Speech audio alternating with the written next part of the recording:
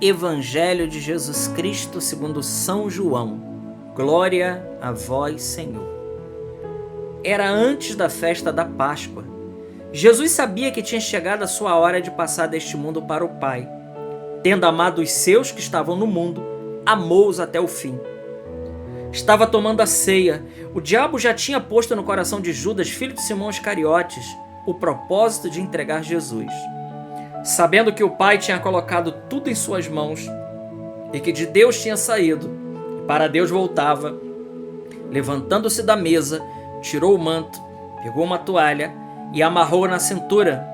Derramou água numa bacia e começou a lavar os pés dos discípulos, enxugando-os com a toalha com que estava cingido. Chegou a vez de Simão Pedro. Pedro disse: Senhor, tu me lavas os pés? Respondeu Jesus: Agora não entendes o que estou fazendo, mais tarde compreenderás. Disse-lhe Pedro: Tu nunca me lavarás os pés. Mas Jesus respondeu: Se eu não te lavar, não terás parte comigo. Simão Pedro disse: Senhor, então lava não somente os pés, mas também as mãos e a cabeça. Jesus respondeu: Quem já se banhou não precisa lavar senão os pés, porque já está limpo, já está todo limpo. Também vós estáis limpos, mas não todos. Jesus sabia quem o ia entregar, por isso disse: Nem todos estáis limpos. Depois de ter lavado os pés dos discípulos, Jesus vestiu o manto, sentou-se de novo e disse aos discípulos: Compreendeis o que acabo de fazer? Vós me chamais Mestre e Senhor, e dizeis bem, pois eu sou. Portanto, se eu, o Senhor e Mestre, vos lavei os pés, também vós deveis lavar os pés uns aos outros. Dei-vos os exemplos para que façais a mesma coisa que eu fiz. Palavra da salvação. Glória a vós, Senhor. Queridos irmãos, Quinta-feira Santa, Missa da Ceia do Senhor. Nós temos aqui uma leitura maravilhosa, uma leitura rica, extraordinária para cada um de nós. Não só o texto do Evangelho que eu acabei de ler, né? Mas a liturgia em si como um todo. Hoje, sem dúvida alguma, na missa vespertina do Senhor, por isso a liturgia católica, ela nos pede que essa missa seja celebrada após as 18 horas, ou seja, após a aurora, porque para o judeu, após as 18 horas já é um novo dia. Então, por isso é chamada de missa vespertina da ceia do Senhor, que após, essa missa deve ser celebrada após o anoitecer, vamos dizer assim, explicando de uma maneira mais clara. E nessa missa, Jesus ele nos dá muitas riquezas. Bom, primeiro que nesse dia é o dia da instituição da Eucaristia e do sacerdócio ministerial. E também Jesus nos dá um novo mandamento do amor. Que coisa extraordinária. Eu gostaria de começar aqui a falar desse mandamento do amor. O ato que Jesus realiza,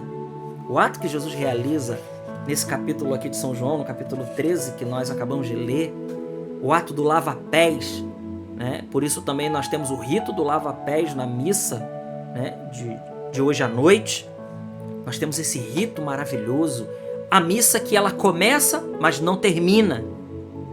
Após a Santa Missa, não há bênção, a igreja sai silenciosamente, é importante guardar o silêncio, e o Santíssimo Sacramento ele é transladado. E ali a igreja, toda a igreja, ela vai para o horto com Nosso Senhor.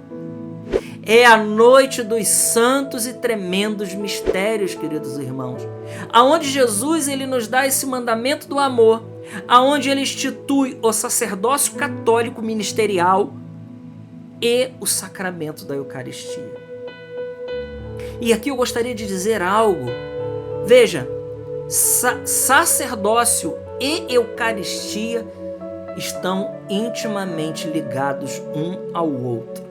Por isso, nós devemos rezar pelos nossos padres, nós devemos amar os nossos padres e nós precisamos tirar do nosso coração, de uma vez por toda, aquela palavrinha que diz: o padre é um homem como outro qualquer.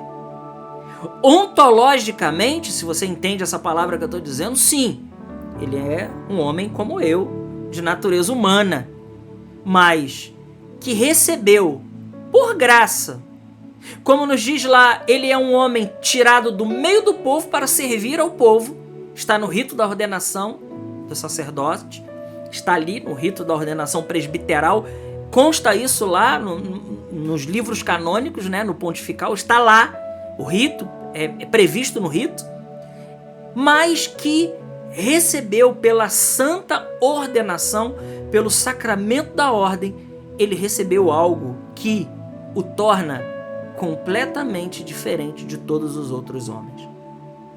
De maneira que, como nos diz os santos da igreja, ele diz as palavras da consagração e Jesus Cristo desce do céu nas espécies do pão e do vinho, em que nenhum homem pode fazer isso, a não ser aquele que é sacerdote da Santa Igreja Católica.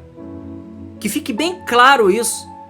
Nenhum pastor protestante, com todo respeito aos meus amigos pastores, eu tenho alguns amigos, mas nenhum pastor protestante tem esse poder dado por Jesus Cristo de dizer as palavras dele, de Jesus, da consagração, e Jesus Cristo se fazer presente, corpo, sangue, alma e divindade.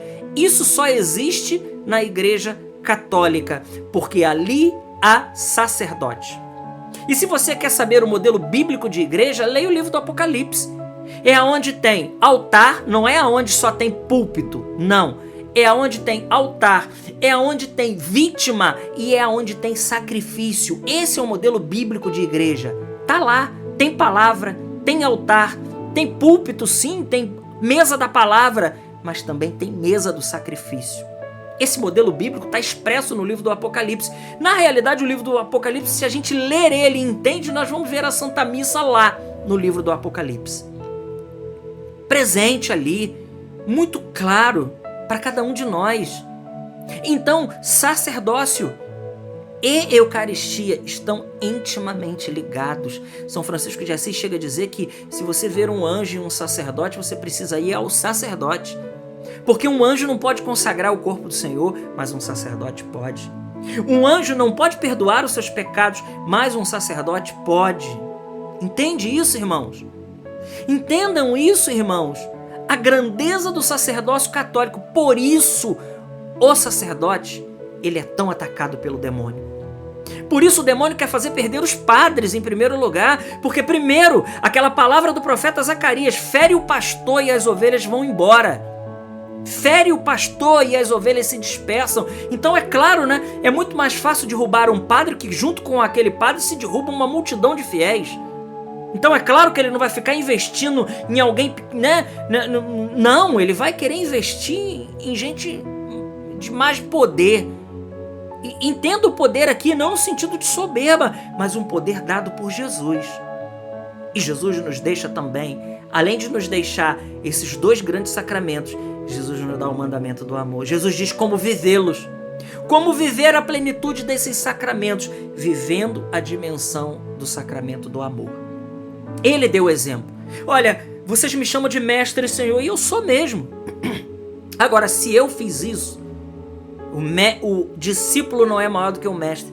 Vocês também precisam fazer a mesma coisa. Que coisa extraordinária, irmãos. Então hoje, nessa quinta-feira bendita e abençoada, o qual Jesus nos dá dois grandes sacramentos. Nos dá o sacramento da Eucaristia e nos dá o sacerdócio católico. Né? Dois sacramentos não, né? O sacramento da ordem, para especificar melhor, né? Se eu falo o sacerdócio, mas o sacramento da ordem, esses dois sacramentos, o da ordem e a Eucaristia. Ali Jesus institui o sacerdócio católico pelo ministério da ordem. Que coisa extraordinária. E ele nos dá a grande graça de amar com caridade sobrenatural. Então, o convite hoje é: vá para o horto com Jesus. Ao sair da missa hoje, saia em silêncio, não converse com ninguém. saia em silêncio, adore um pouco a Jesus, que será colocado, né, num lugar à parte da igreja. Normalmente o missal pede isso, né? Um lugar reservado. A Capela do Santíssimo estará a partir dessa hora fechada, que o Santíssimo ficará numa âmbula, velado, para que a gente possa ir ali, ir para o horto, junto com o nosso Senhor. E no silêncio dessa noite, e no silêncio do dia que vai findar o dia seguinte, o dia que vai acontecer a sexta-feira, nós viveremos todo o mistério da entrega do Senhor por cada um de nós. Glória ao Pai, ao Filho e ao Espírito Santo, como era no princípio, agora e sempre. Amém. Salve Maria Imaculada.